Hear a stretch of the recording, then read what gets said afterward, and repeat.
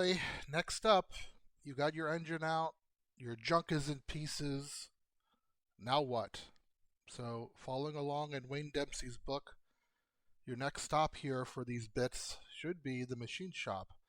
Now, you do have the option to measure this yourself before you take it. I just elected to take my bits to Ollie's in Arizona. And thinking that this is a lifestyle, if you're an enthusiast with these cars, you're in it to win it, you love the car, you're going to keep the car, you're going to put a lot of blood, sweat, tears, and money into it, make it an adventure. So I drove from South Florida to Arizona with my engine pieces and had them do the machine work out at Ollie's. So, but before that happens, you're looking at all these pieces, everything is dirty. You're just like, man, what am I going to do now? This is just a mess. This is never going to get done. So just have faith. Do it step by step. Take baby steps here. You do have to make some decisions at this point on how you want your engine to look and feel. Your displacement, your cylinders, because the machine shop will need to know a lot of this stuff. As we get through the video here, I'll give you some of the mistakes I made. One other thing to consider is my journey will be different than your journey. All of these cars by now would have had a very different journey. So they're all used cars, they're all individuals at this point. They've all had different maintenance, they've all been driven in different places, they've all been driven in different conditions. So you're going to deviate a little bit more from when these cars came from the factory. And don't be afraid of that unless you have a low mileage original. But then again, if you had one of those cars, this video probably isn't for you anyway, because you wouldn't need to be doing any of this stuff. So with that, buckle up. We'll go on a little adventure to Ollie's, and I'll show you some of what to look for with the machine work, some of the decisions you have to make. And then definitely with my 3.4 kit I bought, some of the head work I had done. So without further ado, here we go.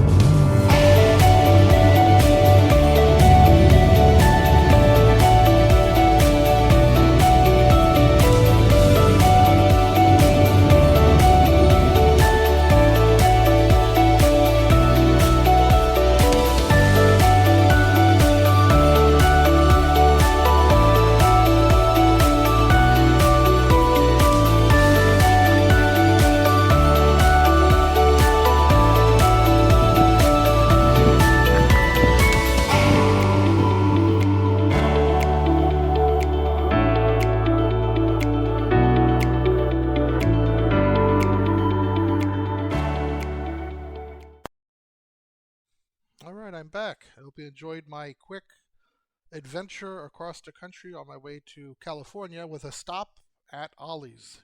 So there's a few good machine shops in the country that do this type of work, and Ollie's was recommended to me, and they did a good job. And I dealt with Zach over there at Ollie's. The next few slides here are right off their website. It has their machine shop offerings, so you'll have to make some decisions here. Like I said, it will depend on what you want to do with your engine. Do you want to have hot cams? Do you want larger displacement? Some of these things will impact your cost and your bottom line here. Also, the condition of your engine will impact also. Like your bores need to be straight on these cases, and they may need to be rebored. So that would increase your cost also. But Ollie's will make sure everything is straight. They'll check everything. They'll clean everything. They could pressure test your oil cooler, for example, and just go to their website, get an idea of what these things cost. If you've broken exhaust studs when you take the engine apart, they'll have to deal with that for you. If you have broken head studs, they'll deal with that for you. Those things will add up. But when you get the engine back, it will be nice and clean and everything will be straight. They'll do like the kind of where the cylinder seats, the spigots, those will be straight again. The heads will be straight. Um, and then you'll get to just follow Wayne Dempsey's book at this point.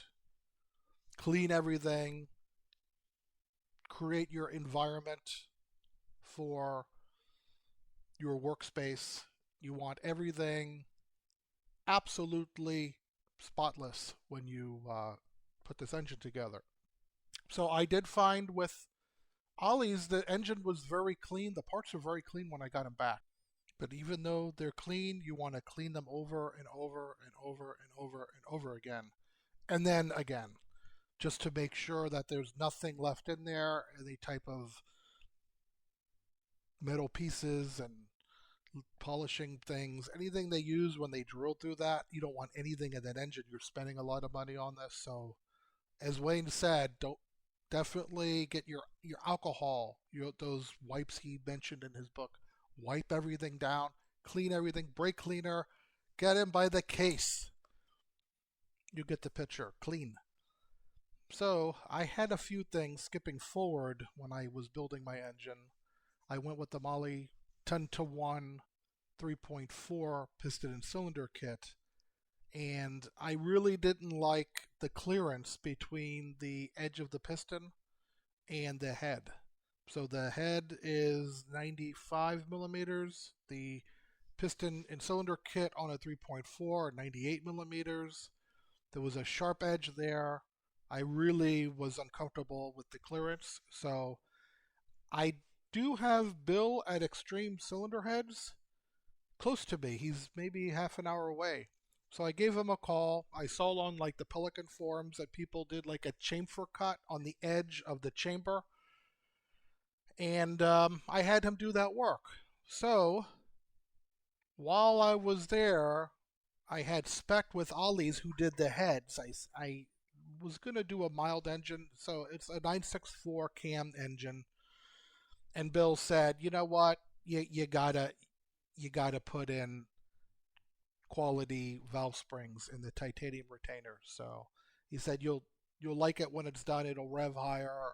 You'll have less chance of you know putting a hole in your piston if you miss a shift or something like that. So he kind of took my new heads and reworked them again. Uh, no regrets.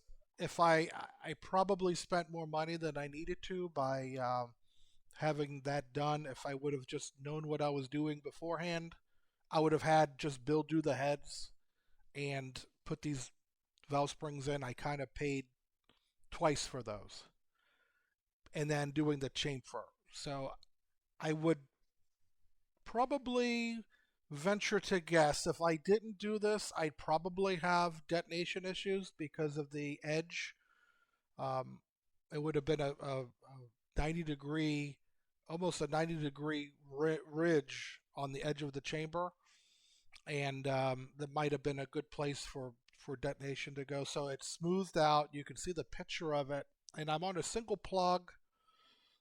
I'm actually running a little bit over 10-to-1, and on 93 pump gas, I haven't heard a knock or anything. I know we don't have knock sensors on these cars, but I would have data logged it if it had. But I haven't detected any issues. I have pulled my plugs, and I don't see any. And I bore scoped each cylinder when I did my valve adjustment, and I didn't see any issues in the on the pistons or anything where I could be getting detonation. So maybe that edge chamfer had something to do with it.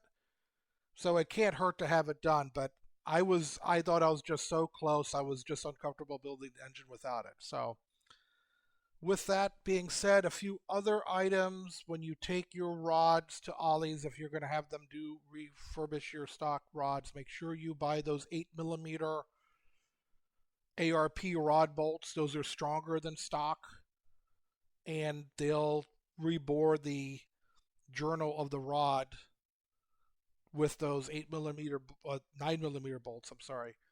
Um, that will give you, along with these valve springs here that Bill from Extreme Cylinder Heads installed, a solid 7,000 RPM redline, up from what, 63, whatever the stock is, 6250, somewhere in there. It'll go right up to 7,000, no issues. And those ARP 9mm rod bolts have a lot to do with it, along with these valve springs. So don't skimp on your valve train and letting that reciprocating assembly be able to reciprocate at high RPMs. That's why you've bought this car to begin with. So anyway, that kind of covers the machine shop. So at this point, figure 6, 7, 8 months, depending on how much work you have done, how many broken studs you have, how bad they are to extract, things like that. Check out my other videos while you're waiting. There's plenty of other things you could do to your car so that when you put your engine back together and in the car, you're hitting the road. That's the goal of all of this. So if you have any questions or anything, this is just my experience. Maybe it could help someone who was where I was a couple years ago when this all hit me. I hope it could help you. And if you have any questions, don't hesitate to leave a comment in the comment section below. And I'll answer the best I can. So thanks for sticking with me here, and we'll catch you on the next video. Bye.